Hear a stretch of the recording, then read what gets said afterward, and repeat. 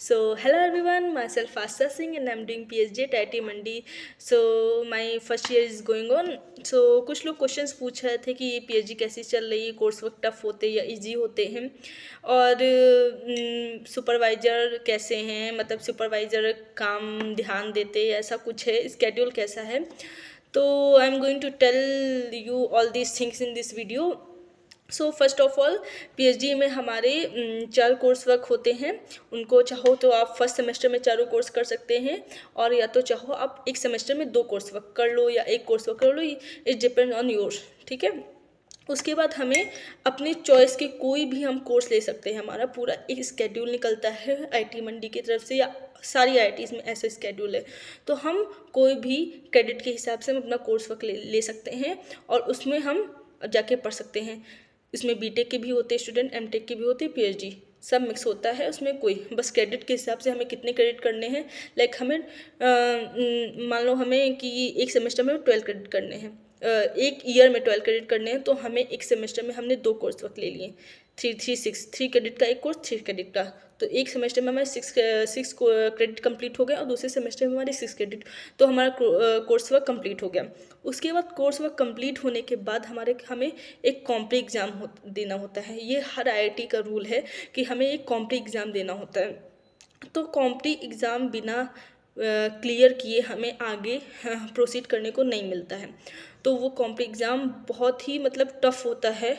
तो उसको हमें एग्ज़ाम देने के एक साल, हमें 2 साल के विथिन 2 ईयर हमें वो एग्ज़ाम देने ही। आप चाहो तो जैसे ही हमारा कोर्स वर्क ख़त्म हो उसके तुरंत बाद आप देना चाहो तो आप दे सकते हैं, या तो आप सेकेंड ईयर जैसे ही एंड होगा आप तब दे सकते हैं।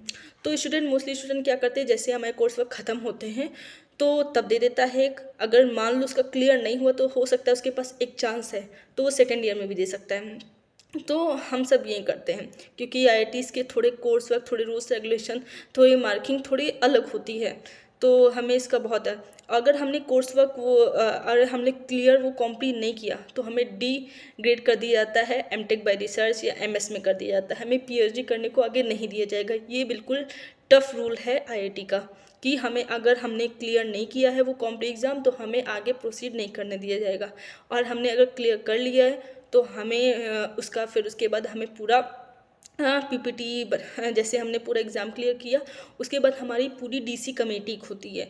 डीसी कमेटी में हमें पूरा अच्छे से हमें पीपीटी प्रेजेंट करना होता है, लाइक पीएचडी का लास्ट प्रेजेंटेशन देने जाए उस टाइप को पूरा ब्रॉड हमने अभी तक 1 ईयर में क्या क्या किया उसको पूरा एक्सप्लेन अच्छे से करना होता है।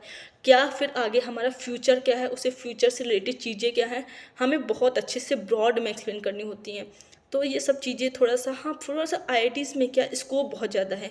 यहाँ पे एक्सपेरिमेंटल चीज़ें, और यहाँ पे कोई मतलब कहीं पे भी जाके हमें हर डिपार्टमेंट में नई चीज़ें रहती हैं, तो हम जाके वहाँ पे उनकी फैसिलिटीज़ यूज़ कर सकते हैं, कोलैबोरेट कर सकते हैं, और अपनी भी लैब में भी काफ़ी चीज़ें तो उनको भी यूज़ कर सकते हैं।